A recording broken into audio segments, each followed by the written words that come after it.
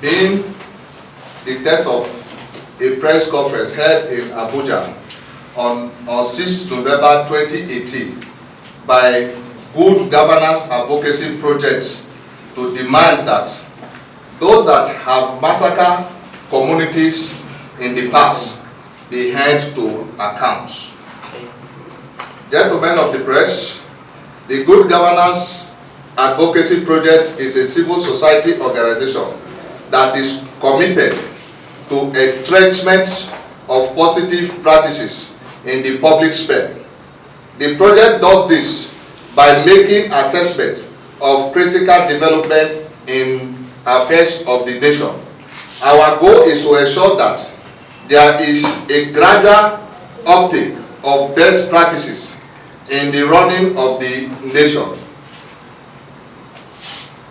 and to ensure that there is a gradual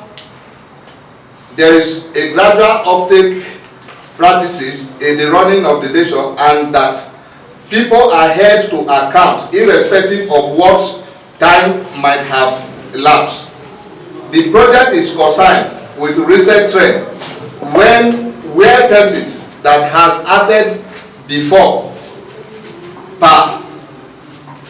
the project is concerned with recent trend where persons that has acted below but when they were in public offices.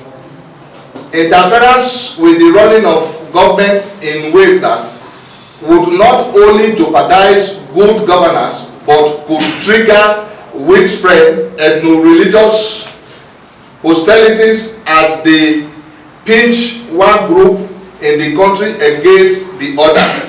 Instead of being elder statesmen, as would be expected of them in their twilight, they have resorted to heating up the polity and making demands of current dispensation that they were never able to fulfill in their old times.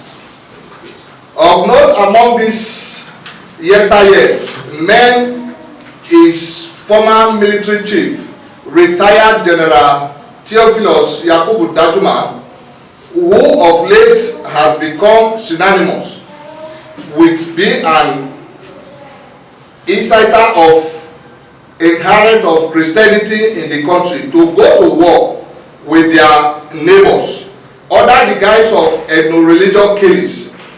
He had in the past called on people to take up arms against their neighbors, for which he was randomly censored by all well-meaning Nigerians. Those not, however, seems to have deterred him as he is back to lying bad-facedly. T.Y. Dajuma purportedly issued a statement entitled "Choose Your Own Fulani with Care," in which he alleged that President Muhammadu Buhari is out to massacre the entire north central and southern parts of the soul, that he can repopulate the same area with Fulani from other West African countries. Why this irresponsible statement is condemnable in the strongest times, the seeming saving grace is that Dajuma has eaten his words and distanced himself from the dangerous utterances. We, however, want to place on record that it was not enough for him to distance himself from the offensive statement for several reasons.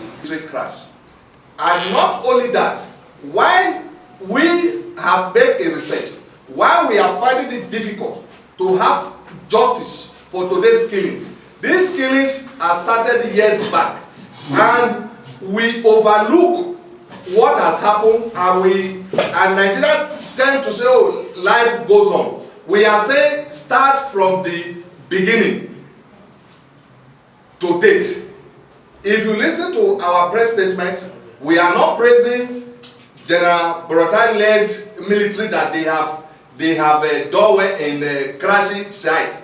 We are saying, let's go back to the root. What is the cause of murderers in Nigeria without justice? Our communities, our nations, we deserve justice. This injustice is coming from somewhere. If we start from the end, we will never get to the root. If we start from the root, we will surely come to the end. As an activist in the street, in 2011, I wrote a petition to the same UNN, real. And today, the international community paid deaf ears. And the loss of our land is paying deaf ears, and nobody is asking questions. And while we are awakening the call today, the killings are becoming too rampant. And we have had murder cases in Nigeria by the military, and no community, no individual, no group has had justice. And on this score, we are calling on the international community and the government of the Federal Republic of Nigeria. They should rise to their responsibility. Whosoever that have wronged with the good people of Nigeria should be brought to book.